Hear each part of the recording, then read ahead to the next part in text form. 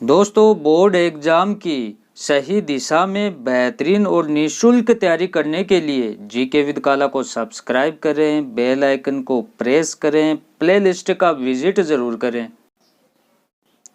नमस्कार दोस्तों, मैं रमेश काला जीके विद काला पर आपका स्वागत करता हूं। दोस्तों, कक्षा 10 सामाजिक विज्ञान की ये आंसर शीट है। हिंदी और इंग्लिश मीडियम के विद्यार्थी इसे लास्ट तक जरूर देखें। 29 जून एग्जाम के लिए किस प्रकार के क्वेश्चन पूछे जाते हैं, साथ में आंसर आपको बता दिए जाएंगे। ध्यान रखें, 2 वीडियो और हैं जिनको कक्षा 10 में गणित और सामाजिक विज्ञान में अच्छे नंबर लेकर आने हैं, जिनको सिर्फ पास होना है, उनके लिए वीडियो बना रखा है। डिस्क्रिप्शन में उनका लिंक है, वहां से जाकर उनको आप जरूर देखें। पहला हमारा प्रश्न है, राजस्थान में अस्तित्व रखने वाले शेरशाह सूरी द्वारा निर्मित सर्वाधिक लंबी सड़क का आपको नाम बताना है। अंग्रेजी मीडियम वाले विद्यार्थी हैं वो भी जरूर देख लें। Name the longest road built by Sher Shah Suri that currently exists. तो दोस्तों, इसका सही आंसर है ग्रांड ट्रंक रोड, और ये ग्रांड ट्रंक रोड है वर्तमान में 2500 किलोमीटर से भी अधिक इसकी लंबाई है। और ये कहाँ से शुरू होती है? पाकिस्तान के पेशावर से शुरू होकर के हमारे इंडिया में ये बाघा बॉर्डर के पास से अमृतसर, अंबाला, दिल्ली, कानपुर, प्रयागराज, वाराणसी और कोलकाता तक जाती है। तो आपका आंसर है ग्रांड ट्रंक रोड। दूसरा very very most important question यह है कि लोकतंत्र जनता के लिए जनता के द्वारा शासन है, यह कथन किस विद्वान का बार बार पूछा जाता है? आपको पता भी होगा, अगर कक्षा 10 सामाजिक विज्ञान क्रैश कोर्स वाली प्ले लिस्ट आपने पढ़ी है तो ये क्वेश्चन आप आसानी से कर पाएंगे। अगर नहीं पढ़ी है तो उसका भी डिस्क्रिप्शन में लिंक है, वहाँ से पढ़ें। तो ये इसका आंसर होगा अब्राहम लिंकन। क्या? Abraham Lincoln. नेक्स्ट क्वेश्चन है, राजस्थान में उत्पाद निर्यात हेतु तो आप किस निकटतम बंदरगाह का चयन करेंगे? देखो, वीडियो ज़्यादा लंबा हो जाएगा तो आप अंग्रेजी मीडियम वाले विद्यार्थी इनको पढ़कर समझकर आंसर मैं साथ साथ में बता रहा हूँ। तो इसका आंसर होगा कांडला बंदरगाह, जिसे वर्तमान में दीनदयाल उपाध्याय बंदरगाह कहा जाता है। तो राजस्थान का सबसे जो गुजरात के पास है वो कांडला बंदरगाह है, उसका हम चयन करेंगे। नेक्स्ट है, ये बार बार पूछे जाने वाले क्वेश्चन है तो इनको अच्छे से तैयार करना है। चौथा प्रश्न है कि भारत में राष्ट्रीय आय की गणना कौन सी संस्था करती है? CSO, केंद्रीय सांख्यिकी संगठन। कौन सी केंद्रीय सांख्यिकी संगठन है भारत में राष्ट्रीय आय की गणना करती है? नेक्स्ट प्रश्न है, पल्लवकालीन महाबलीपुरम नगर क्यों प्रसिद्ध है?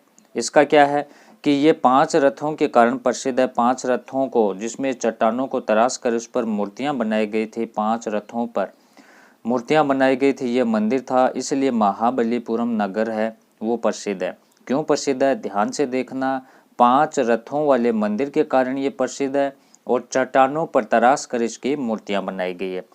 नेक्स्ट है, प्लान्ड इकोनॉमी, तय नहीं है, प्लान्ड इकोनॉमी ऑफ इंडिया के लेखक कौन है? तो आपका आंसर क्या होगा दोस्तों? सर एम विश्वेश्वरैया इसका आंसर होगा। बार बार ये पुस्तक पूछी जाती है, अच्छे से तैयार करें।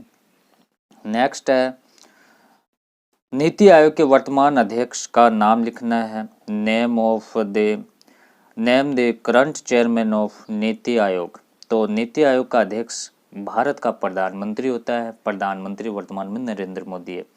मुद्रास्फीति किसे कहते हैं? मुद्रास्फीति दोस्तों क्या होती है कि सामान्य कीमत स्तर से सतत वृद्धि की स्थिति होती है, उसे मुद्रास्फीति कहा जाता है। किसी चीज़ की सामान्य कीमत होती है, एक निर्धारित कीमत होती है, और उसमें सतत लगातार जो वृद्धि होती है वो ही मुद्रास्फीति है। नेक्स्ट है, गरीबी के दुष्चक्र की परिकल्पना किसने की थी? गरीबी के दुष्चक्र की परिकल्पना रेगनार नक्शे ने की थी। किसने? ये एक नाम याद रखना, रेगनार और नक्शे ने की थी। किसने की थी? नक्शे ने की थी। नेक्स्ट हमारा प्रश्न है, छिपी हुई बेरोजगारी किसे कहा जाता है? छिपी हुई बेरोजगारी दोस्तों वो होती है, बेरोजगारी तो होती है पर वो दिखाई नहीं देती है। इसमें क्या होता है कि रोजगार में जो व्यक्ति लगे हुए होते हैं उनके उत्पादन में जो योगदान होता है वो बिल्कुल शून्य होता है। मैं बता चुका पहले भी क्रैश कोर्स में कि एक मान लो कि खेत है और खेत में हमें सिर्फ 3 व्यक्तियों की ज़रूरत है और घर में 3 व्यक्ति और पढ़े लिखे बेरोजगार हैं। तो जब वो खेत की सीज़न आती है, आपको पता है फसल बुआई की कटाई की सीज़न आती है, तो ये काम तो 3 लोगों का है, लेकिन वो 3 इसमें और लग जाते हैं फालतू में, क्योंकि वो बेरोजगार हैं। ठीक है, अगर इनको 3 अगर उसी खेत में लग जाएंगे तो कोई ज़्यादा उत्पादन नहीं होगा। अगर उनको हटा भी दिया जाए तो कोई नुकसान नहीं होगा। क्यों? क्योंकि वो काम तो 3 ही लोगों का है। तो मतलब वो बेरोजगार हैं लेकिन छिपे हुए हैं, देखने में कर रहे हैं कि रोजगार कर रहे हैं, वो खेती में कार्य कर रहे हैं, लेकिन वो बेरोजगार हैं।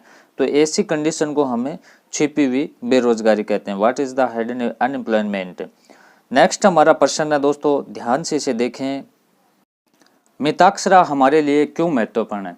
मिताक्षरा एक हिंदू ग्रंथ है, कानूनन ग्रंथ है। ये हिंदुओं की इसमें कानूनों का लेख है और इसमें साफ बताया गया है कि पिता की संपत्ति का अधिकार है वो पुत्र का होता है। तो ये एक हिंदू कानून ग्रंथ है और इसमें यह बताया गया है कि पिता की संपत्ति का अधिकार पुत्र को होता है, वो इसका उत्तराधिकारी होता है। नेक्स्ट क्वेश्चन देखें कि गुरु गोविंद सिंह को आनंदपुर क्यों छोड़ना पड़ा। ध्यान से देखना है, गुरु गोविंद सिंह को आनंदपुर इसलिए छोड़ना पड़ा कि 1705 में क्या होता है, मुगलों के आक्रमण के कारण है वो गुरु गोविंद सिंह को आनंदपुर छोड़ना पड़ा। हमारा 13वां प्रश्न है, लोकतंत्र डेमोक्रेसी शब्द की उत्पत्ति किन 2 शब्दों से हुई है। तो 2 शब्दों से मिलकर डेमोक्रेसी, DEMOCRACY, डेमोक्रेसी ये अंग्रेजी का शब्द है जिसे हिंदी में लोकतंत्र कहते हैं। और ये 2 शब्द कौन कौन से, DEMOS डिमोस, और प्लस दूसरा शब्द कौन सा है, क्रेटिया, KRATIA। आपको याद क्या रखना है, डेमोक्रेसी शब्द 2 शब्दों से मिलकर बना है, एक डिमोस दूसरा क्रेटिया, जिसका अर्थ होता है जनता का शासन। ठीक है दोस्तों। नेक्स्ट हमारा राज्य राजमार्गों से आप क्या समझते हैं। राज्य राजमार्ग क्या होते हैं दोस्तों, what do you understand by state highway. ये स्टेट हाईवे क्या होते हैं कि ये क्या होते हैं कि ये राज्य की राजधानी, जैसे राजस्थान की राजधानी जयपुर, तो ये आपके राज्य की राजधानी और साथ में महत्वपूर्ण शहरों से, जिला मुख्यालयों से ये जोड़ते हुए ये चलते हैं। मतलब कि जिले आपके राज्य के अंदर अंदर ये से ये राष्ट्रीय राजमार्ग ने स्टेट राजमार्ग निकलते रहते हैं। इसे क्या कहते हैं, क्या कहते हैं, ध्यान से देखो, आप ही बताओ क्या कहते हैं, राज्य राजमार्ग कहते हैं। नेक्स्ट है, अर्थव्यवस्था को कितने क्षेत्रों में वर्गीकृत किया गया है। अर्थव्यवस्था को मुख्यतः 3 क्षेत्रों में वर्गीकृत किया गया, प्राथमिक क्षेत्र, द्वितीय क्षेत्र और तृतीय क्षेत्र। 16वां प्रश्न है, आर्थिक नियोजन का कोई एक उद्देश्य लिखिए। आर्थिक नियोजन का उद्देश्य है कि भारत में आर्थिक नियोजन का उद्देश्य सबसे महत्वपूर्ण है, वो ये है कि आर्थिक विकास हो, गरीबी को मिटाया जाए।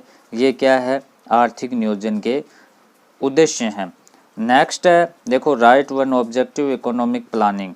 नेक्स्ट हमारा 17 का क्वेश्चन है, भारतीय अर्थव्यवस्था के समक्ष 2 चुनौतियां। भारतीय अर्थव्यवस्था के सामने कौन कौन सी 2 चुनौतियां हैं उसके बारे में बताना है। Describe any 2 challenge of Indian economy, कौन कौन सी चुनौतियां हैं भारतीय अर्थव्यवस्था के खिलाफ, उसके बारे में बताना आपको। और नेक्स्ट हमारा प्रश्न है कौन सा, कि मुद्रा से क्या तात्पर्य। दोस्तों दोनों question very most important question है, अच्छे से इनको तैयार करना है, वीडियो को लाइक शेयर करना है और आपको ये बताना है कमेंट में कि भारतीय अर्थव्यवस्था के समक्ष चुनौतियां कौन कौन सी है। एक आप भ्रष्टाचार मान सकते हैं, दूसरी आप कमेंट में बता दें।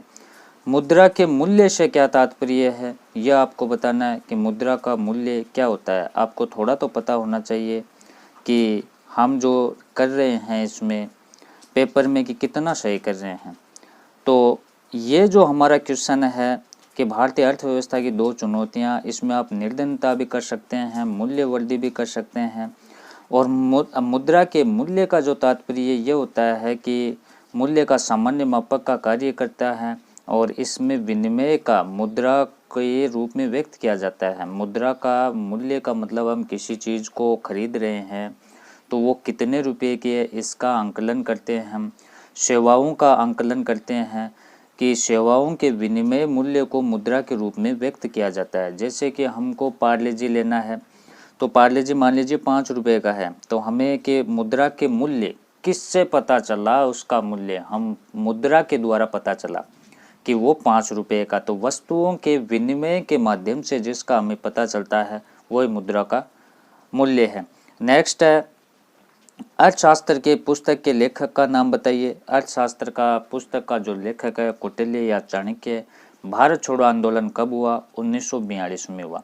दोस्तों वीडियो को लाइक शेयर जरूर करें। चैनल पे आप नए हैं तो चैनल को सब्सक्राइब करें और आप अच्छे से तैयारी करें और बार बार इन क्वेश्चनों की प्रैक्टिस करें। डिस्क्रिप्शन में जो 2 लिंक दे रखे हैं उनका भी अध्ययन करें। Wish you all the best साथियों, धन्यवाद।